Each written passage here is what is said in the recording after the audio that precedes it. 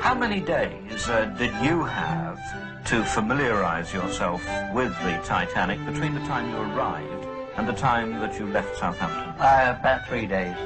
Was that enough? Well, you wanted a week to go all round the Titanic. Did you have any lifeboat drill? We had no lifeboat drills. Lifeboats were things that they weren't necessary. You see, we were on a ship that was unsinkable.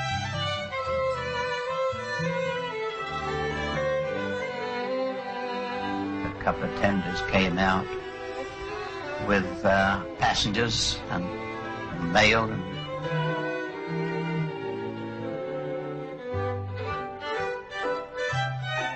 Weather was perfect, absolutely calm, and we were flat out.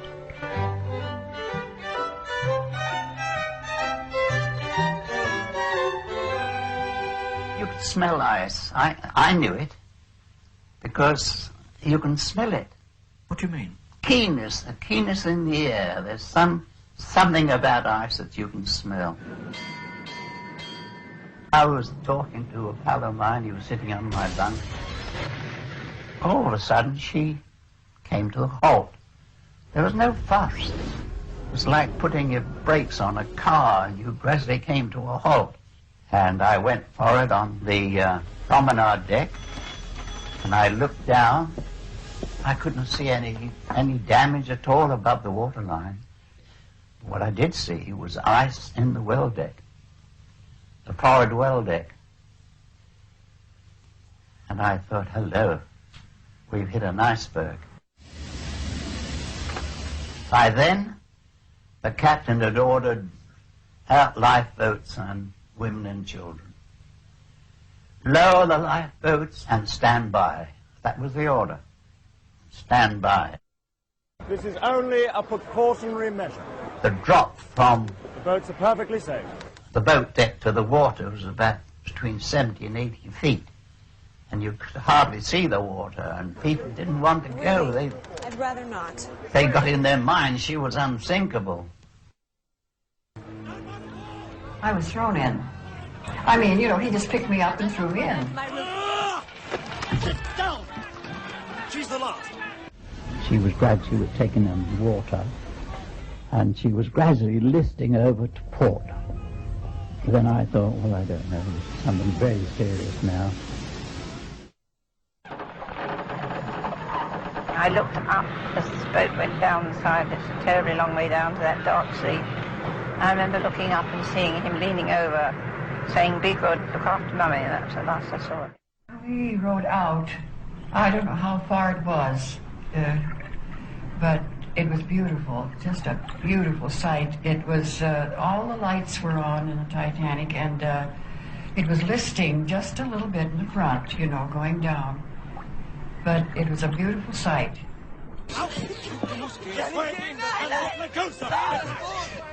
So sad to have to take the wives away from their husbands and leave the husbands up on deck. And I knew that she was sinking then. And I knew what chances we were of just waiting for death. The decks were lined with people not getting off. They were lined with people looking over the railing. I remember looking over the rail and seeing a fully lighted ship. It was why. I mean, I saw that ship. It's terribly close. And the other thing I'm saying is that I didn't see a ship 19 miles away. I saw a ship that was so close. And they said at the time it was less than 9 miles away. Now they're trying to say it was 19. I saw it, you know, it wasn't just lights on the horizon, you could see it was a ship. And I saw our rockets being fired, which that ship must have seen. I've always said that I saw a man walking on the deck, and I did. They claim I didn't, but I was extremely far-sighted. As a matter of fact, I had defective eyesight, and I was too far-sighted. They played one version of the hymn, Nearer My God to Thee, of which there are 3. I've had this out so many times. And the one they played was the one that was played in church. some months after I was with my grandmother, and I was so frightened I came out of church. I ran out. I knew the tune so well.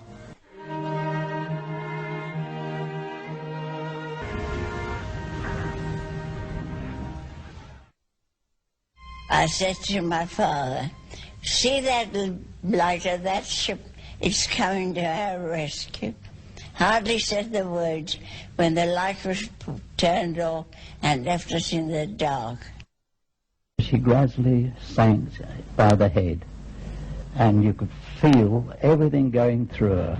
Rumble, rumble, everything movable, going down. We had two boards on the stern of the Titanic, which said, keep clear of propeller blades. And I was on the port one, hanging on. So much debris floating, and bodies, dead and alive, were all around there. So there were hundreds of them around the stern of that ship. They'd all seem to drift down that way. And eventually I slid off. And I had a life jacket on, and I hit the water with a crash. But I didn't hit anything in the water. I was lucky, very lucky. Then when the water rushed into the boilers, there was a terrible explosion. And that's when I thought the boat broke in half. And that's when the people started jumping into the water and screaming. That's when they screamed. It was terrible. And I didn't close my eyes at all. I saw that ship sink. And I saw that ship break in half. She came out of the water, up like that, and then she went flat down into the sea. And the forepart went down nose first, and the stern of that ship stood up in the water for quite a long time, or it seemed a long time to me, and then keeled over. She went down and she came up. She was almost vertical out in the water. Cold, freezing. So it killed everybody. They didn't last long. They didn't last long. Anyway, when I found Rick's, and he'd hurt himself. He'd hurt his legs. He dropped on something. And he didn't say very much. He was a great big fellow, too. Very good swimmer. And he died. And I was eventually, I seemed to be all by myself. The cries, help, and prayers had all subsided, and everything was quiet. And people, some of them didn't leave their cabins even. And they must have died in their cabin. And they must have suffered more than I did that much. Gradually dying.